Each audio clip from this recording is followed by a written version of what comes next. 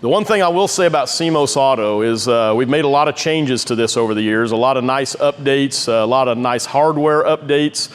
That moisture sensor that Cody talked about is one of them. So the pressure roller in the feeder house measures the crop thickness. Now we can determine what the moisture of that is and really determine the overall density of that crop coming in, which is going to make the on-the-fly adjustments much more accurate on CEMOS Auto. And then the addition of the grain quality camera. That really is a big plus too. I personally would prefer to run a system with grain quality than not having it at all. Because having the grain quality camera gives me a couple opportunities to nudge the system even further than those optimizers that you've got, those little sliders that are on there, because I can actually go in there and tell the combine that has more or less broken kernels or foreign matter, and that really can boost the performance of auto threshing and auto cleaning. So to turn it on, it's just going up and tapping on the three circles that you see right there, or turn them off. You can run them in any combination that you like, but all you have to do is turn them on and then let it go. There's more input, more setup on Cruise Pilot than there is CEMOS Auto. CEMOS Auto is basically an on-off. And once it's on, it's using all the information that's coming from all the sensors around the combine. The only thing we've really added is the other sensors is grain quality camera and that moisture sensor under the feeder house. Otherwise, it's looking at loss, speed sensors, and the flow sensor in the feeder house. So once you get that set, once you get it turned on, then we come into the operator, these optimizers. And this is probably where I get the most questions on CEMOS, is on these sliders. What do they do? Now remember, anytime you nudge CEMOS, you're just making a suggestion. You don't control anything. It has its own brain and it's learning on the fly and knows what to do as we travel through the field. So that's why I always make sure I program somewhere on the main screen those sliders, so I can tap on them and get this box down here below that's got where I can actually nudge the performance of each one of those. So what does each one of those do? Well, these are the three that you'll be working with the most. This one, improved chop quality, is only if it has a feature called auto chop, and we don't put that on any combine in the Midwest. That's only something that's used rarely up in Western Canada. And then this one down here, improved straw quality, which nudges the rotors, is only used when we're in windrow mode, mainly to try to preserve straw quality.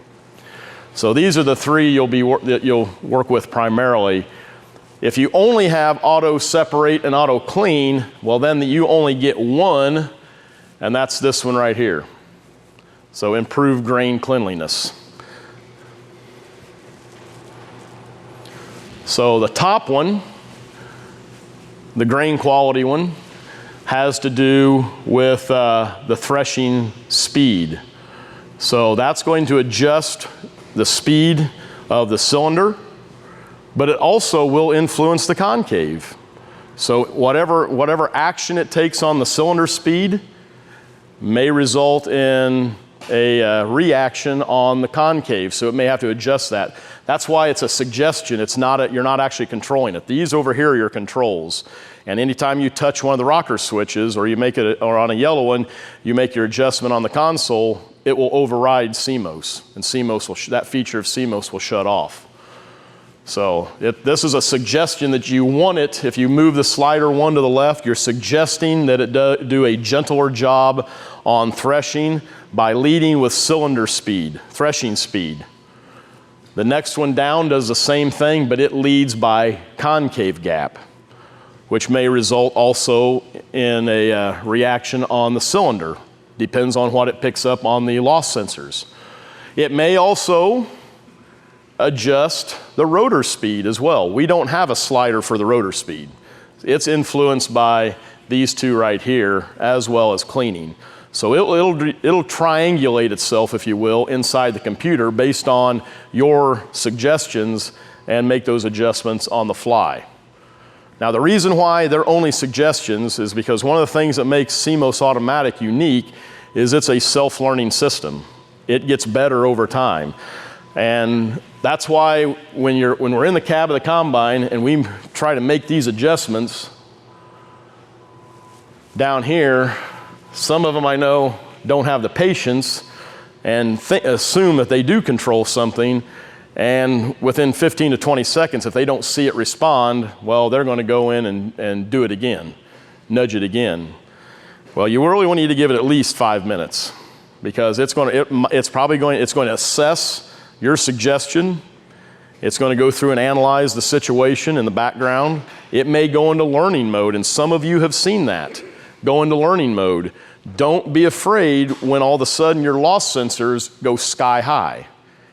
It's learning from that. It will purge your shoe intentionally. It will purge the rotors sometimes intentionally as it tries to learn a new range of optimal settings.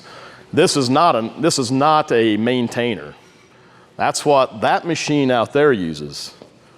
That combine out there does not have the capability to adapt on its own to changing conditions. The Lexion does, the Trion does. And that's why we call it CEMOS Automatic. As it goes through the field, it is continually learning from the conditions that it's sensing from the sensor in the feeder house, from the moisture sensor. That machine out there, you set it, and it's only going to maintain those settings that you put into it. You change varieties, your loss goes up, it's not going to adjust for that. Harvest Smart will try to slow you down, but it's not going to adapt to that, whereas the Lexion and Trion will do that. So be patient with it.